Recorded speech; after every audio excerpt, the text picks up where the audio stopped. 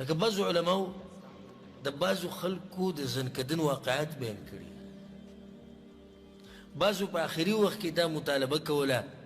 وی ماله سیګرټ او ماله سیګرټ اخرنی خبره د دنیا نه دغه وګرځېد وی ماله سیګرټ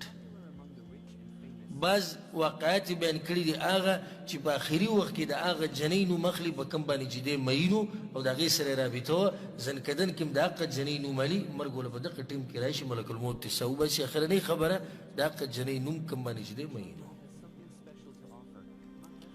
بعض پکې داسې واقعات راغلي دي یو عالم دا واقعه بیانوله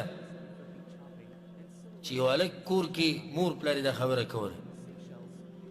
چې کور کې و بیا یکدم ورک شو او موږ پسې ګرځېدو یو ځای ته بل ځای ته پلانې چې شو بیا چې موږ کتو د باتروم ور هغه بند وټاله و ور ټکوه خو ور کولی ونه شو بیا هم پسې ور مات کو چې دله سیچل شوی دننه پروت چې ور مات کو نو هغه یو خو لغړ توغړ و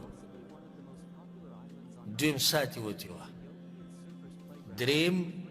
موبایل کې لغړ فلم سټارټ و څلورم دا لاس یې په دې خپل ذکر باندې پروت و شهوت یې پوره کوه په دې حال کې هغه په امام کې دننه پروت و په دې حال کې هغه په باتروم کې دننه پروت و ته به ماله څه ګرنټي راکړې وروره چې په دې ګناه کې به تاله مرګ نه راځي ماله به څوک ګرنټي راکړي وما تدري نفس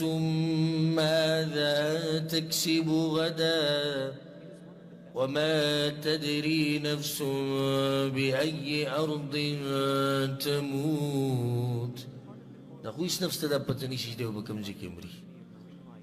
او نه یو نفس ته دا پته شته چې دی به کوم ځای کې مري دا انسان چې الله یې راپاسي د قیامت په ورځ څه جواب به دی الله له ورکوي آخر خاتمه په دې باندې تاسو ته ما واقعه بیان کړې وه چې په دې سعودي کې او پښتن او د هغه بس خپلوان ما پېژندو ابو ما پسې راغلو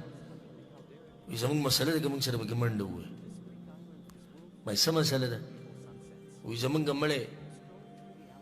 دلته د مړو په هغه تراجي کې پروت دی او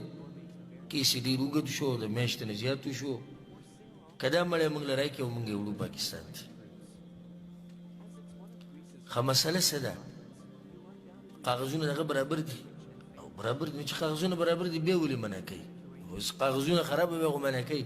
خو دغه کاغذونه برابر دي په ده باندې کیس دی نو دا څنګه کیس دی چې دا نه ختمېږي د مرګ سره د هغه چې ما معلومات وکړو نو دا هلک چېرته د خدامې سره چې ته رابطه جوړه کړې ده فلپینۍ سره او د هغې خواله ورغلی د زنا دپاره نو څنګه چې د کپړې ویستې دي زنا یې شروع کړې ده دغه زنا په دې منځ کې د ساوتې ده اوس هغه جنین نیوی شوې ده او دی هلته پروت دی مړلی الله ته مخامخ شوی دی ګورې ښه خو کیس د زنا لا چلیږي په دنیا کې د آخرت کیسونه خو ډېر غټ دي بیا ما سوچ کوم چې دلته د ده دا کیس ختم نه شو د مرګ نه بعد دا کیس به په آخرت کې څه ختم شي هلته به دی الله له څه جواب ورکوي چې دی الله ته مخامخ شي او د اخري ساه چې دا اخیسته اخري ساه په دنیا کې هغه د یو پردۍ ښځې سره لګي او د هغې سره یې زنا کوله دا ګناهونه ګورئ په ګناه پسې به ګناه کې په ګناه پسې به ګناه کې او بیا به پکې مړ شي څومره لوی عذاب دی دغه شان یو عذاب هغه دا دی چې د ګناهونو سره به دې محبت پیدا شي